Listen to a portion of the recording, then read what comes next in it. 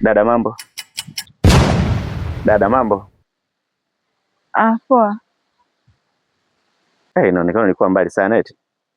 Hapana, kawaida tu. Inaonekana una shida sana na hela eti. Wewe nani kakwambia? Au ndo useme kwamba umeota?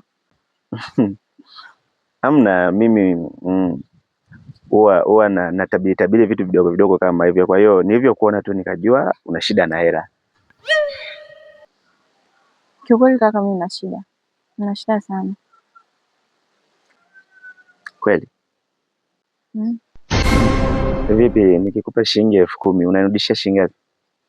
Mwacha masiara basi.